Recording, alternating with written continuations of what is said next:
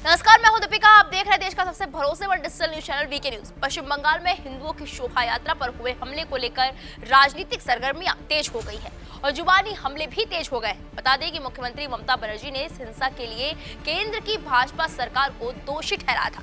इसे लेकर अब भाजपा ने भी बनर्जी पर हमला बोला है।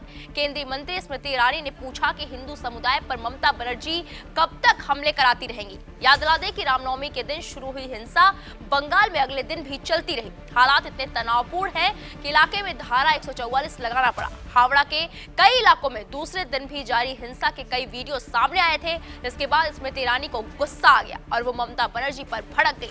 केंद्रीय मंत्री स्मृति ईरानी ने आरोप लगाया, रामनवमी की शोभा यात्रा पर हावड़ा में पथराव हुआ, लेकिन मुख्यमंत्री ममता बनर्जी ने पत्थरबाजों को क्लीन चिट दे दी। अब सवाल ये है कि ममता कब तक हिंदू समुदाय पर हमले कराती रहेंगी। ममता के शासन में हुई ये पहली घटना नहीं है। साल 2022 में लक्ष्मी पूजा कर रहे दलितों पर हमला किया गया था। उस समय भी ममता चुप थी। वहीं इससे पहले बंगाल के भाजपा नेता ने ममता बनर्जी पर आरोप लगाया था। उन्होंने मामले की जांच एनआईए से कराने की मांग की थी। बता दें कि इस मामले को लेकर बंगाल की सत्ताधारी तृणमूल कांग्रेस के महासचिव और ममता बनर्जी के भतीजे अभिषेक बनर्जी ने कहा कि अपराधियों का कोई धर्म नहीं होता। उन्होंने कहा कि ये भाजपा ही है जो कार्रवाई करने से पहले अपराधियों के धर्म के बारे में बात करती है। अभिषेक बनर्जी यही नहीं रुके, उन्होंने आगे कहा, ममता बनर्जी ने सभी लोगों से शांति की अपील की, लेकिन भाजपा के किसी नेता ने ऐसी अपील नहीं की। भाजपा चाहती है कि शांति कभी न हो। शोभा यात्रा में शामिल लोग तलवार, बंदूक, पिस्तौल जैसे हथियार लिए हुए थे। अब आपको ये भी याद दिला दें कि रामनवमी के दिन शोभा यात्रा से पहले बंगाल की मुख्यमंत्री ममता बनर्जी ने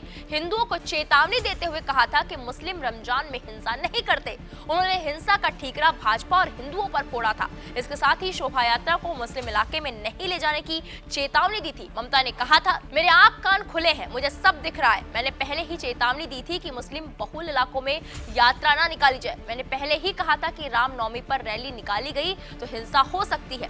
ये रमजान का वक्त है, इस वक्त में मुस्लिम समुदाय कुछ गलत काम नहीं कर सकते। अब सवाल ये उठता है कि पश्चिम बंगाल में अक्सर हिंदुओं की धार्मिक यात्रा पर हमले क्यों होते रहते हैं। हर बार हिंदुओं की धार्मिक भावनाओं को ठेस पहुंचाया जाता है और ये मुद्दा राजनीतिक बन जाता है। इस पर लगाम लगाने की बजाय आरोप प्रत्यारोप पर टल जाता है। अब सवाल ये उठता है कि पश्चिम बंगाल में अक्सर हिंदुओं की धार्मिक यात्रा पर हमले क्यों होते रहते हैं। हर बार हिंदुओं की धार्मिक भावनाओं को ठेस पहुंचाया जाता है और ये मुद्दा राजनीतिक बन जाता है। इस पर लगाम लगाने की बजाय ये आरोप प्रत्यारोप पर टल जाता है। अब आप क्या कहेंगे इस पूरे मामले को लेकर, हमें कमेंट बॉक्स में जाकर जरूर बताएं। बाकी बड़ी खबरों के लिए आप देखते रहे वीके न्यूज। नमस्कार। वीके न्यूज, राष्ट्र के नाम।